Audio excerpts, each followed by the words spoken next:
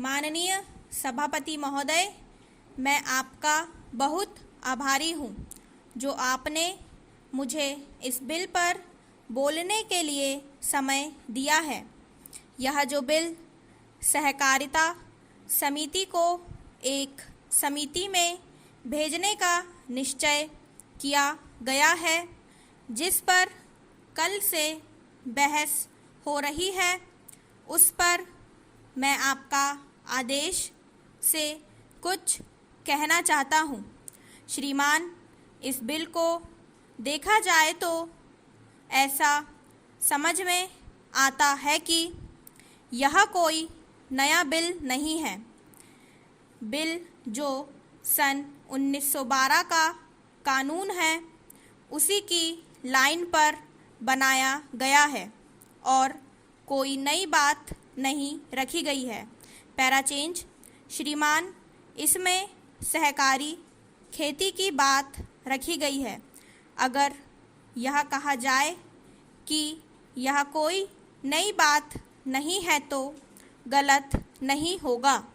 जहाँ तक सहकारी खेती का संबंध है तो उसकी तरफ जनता और विशेषकर किसानों का बिल्कुल कोई झुकाव नहीं है और उनका झुकाव ना होने के कारण उन्होंने उसे उस सीमा तक नहीं अपनाया जितनी सरकार को आशा थी।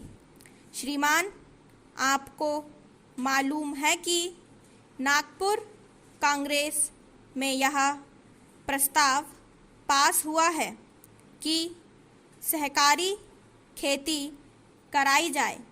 पूरे देश में इस समय इसका जोर चल रहा है और इसको लाने के लिए ना मालूम इसके कितने रूप रखे गए हैं। यह कहा गया है कि इसके अंदर कोई जोर नहीं है। अभी एक माननीय सदस्य कह रहे थे कि राजनीतिक पार्टी के लोग यहाँ पर सहकारिता के संबंध में कुछ कहते हैं और बाहर किसानों से कुछ और ही कहते हैं। वे किसी से यह भी कहते हैं कि तुम्हारी ज़मीन छीन ली जाएगी।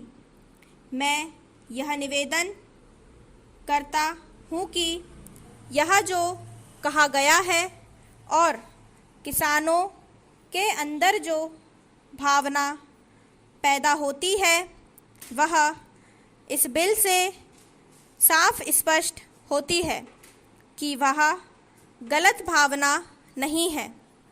मैं यह जानता हूँ कि जब किसान पार्टी का जोर बढ़ा रहे थे और किसानों की आवाज़ ऊंची हुई तो सरकार ने और हमारे नेताओं ने यह कहना शुरू कर दिया कि हम सहकारी खेती को किसानों के ऊपर लादना नहीं चाहते, बल्कि यह तो किसानों की इच्छा पर है। लेकिन इसके साथ ही साथ एक बात मैं पहले भी निवेदन कर चुका हूँ और फिर भी निवेदन करना चाहता हूँ कि नेताओं का अपना विचार होना चाहिए।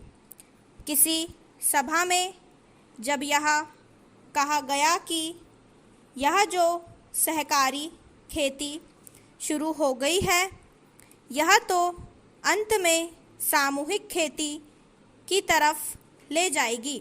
स्टॉप।